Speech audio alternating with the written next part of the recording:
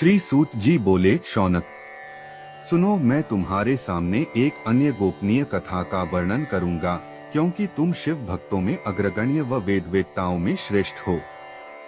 समुद्र के निकटवर्ती प्रदेश में वाशकल नामक गांव है, जहां वैदिक धर्म से विमुख महापापी मनुष्य रहते हैं। वे सभी दुष्ट हैं एवं उनका मन दूषित विषय भोगों में ही लगा रहता है। वे देवताओं एवं भाग्य पर विश्वास नहीं करते। वे सभी कुटिल वृत्ति वाले हैं, किसानी करते हैं और विभिन्न प्रकार के अस्त्र शस्त्र रखते हैं। वे व्यभिचारी हैं। वे इस बात से पूर्णतः अनजान हैं कि ज्ञान, वैराग्य तथा सद्धर्म ही मनुष्य के लिए परम पुरुषार्थ हैं। वे सभी पशु बुद्धि हैं। अन्य समुदाय के लोग भी उन्हीं की तरह बुरे विचार रखने वाले, धर्म से विमुख हैं। वे नित्य कुकर्म में लगे रहते हैं एवं सदा विषय भोगों में डूबे रहते हैं। वहाँ की स्त्रियां भी बुरे स्वभाव की, स्वेच्छाचारिणी, पाप में डूबी, कुटिल सोच वाली और व्यभिचारिणी हैं। वे सभी सद्व्यवहार तथा सदाचार से सर्वथा शून्य हैं। वहाँ सिर्फ दुष्टों का निवास है। वाशकल नामक गांव में बिंदुक नाम का एक ब्राह्मण रहता था। वह अधर्मी, दुरात्मा एवं महापापी था। उसकी स्त्री बहुत सुंदर थी। उसका नाम चंचुला था। वह सदा उत्तम धर्म का पालन करती थी, परंतु बिंदुक वेश्यागामी था। इस तरह कुकर्म करते हुए बहुत समय व्यतीत हो गया।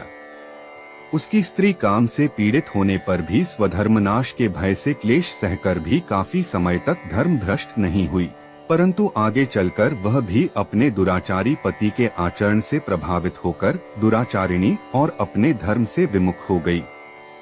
इस तरह दुराचार में डूबे हुए उन पति पत्नी का बहुत सा समय व्यर्थ बीत गया। वेश्यागामी, दूषित बुद्धि वाला वह दुष्ट ब्राह्मण बिंदुक समयानुसार मृत्यु को प्राप्त हो नरक में चला गया। बहुत दिनों तक नरक के दुखों को भोगकर वह मूढ़ बुद्धि पापी विंध्य पर्वत पर भयंकर पिशाच हुआ। इधर उस दुराचारी बिंदुक के मर जाने पर वह चंचुला नामक स्त्री बहुत समय तक पुत्रों के साथ अपने घर में रहती रही। पति की मृत्यु के बाद वह भी अपने धर्म से गिरकर पर पुरुषों का संग करने लगी थी। सतियां विपत्ति में भी अपने धर्म का पालन करना नहीं छोड़ती। यही तो तप है। तप कठिन तो होता है, लेकिन इसका फल मीठा होता है। ऋषि इस सत्य को नहीं जानता, इसीलिए वह विषयों के विषफल का स्वाद लेते हुए भोग करता है। एक दिन दैवयोग से किसी पुण्य पर्व के आने पर वह अपने भाई बंधुओं के साथ गोकर्ण क्षेत्र में गई। उसने तीर्थ के जल में स्नान किया एवं बंधुजनों के साथ यत्र तत्र घूमने लगी। घूमते घूमते वह एक देव मंदिर में गई। वहां उसने एक ब्राह्मण के मुख से भगवान शिव की परम पवित्र एवं मंगलकारी कथा सुनी। कथावाचक ब्राह्मण कह रहे थे कि जो स्त्रियां व्यभिचार करती हैं, वे मरने के बाद जब यमलोक जाती हैं, तब यमराज के दूत उन्हें तरह तरह से यंत्रणा देते हैं। वे उसके कामांगों को तप्त लौह दंडों से दागते हैं। तप्त लौह के पुरुष से उसका संसर्ग कराते हैं। ये सारे दंड इतनी वेदना देने वाले होते हैं कि जीव पुकार पुकार कर कहता है कि अब वह ऐसा नहीं करेगा, लेकिन यमदूत उसे छोड़ते नहीं। कर्मों का फल तो सभी को भोगना पड़ता है। देव, ऋषि, मनुष्य सभी इससे बंधे हुए हैं। ब्राह्मण के मुख से यह वैराग्य बढ़ाने वाली कथा सुनकर चंचुला भय से व्याकुल हो गई। कथा समाप्त होने पर सभी लोग वहां से चले गए।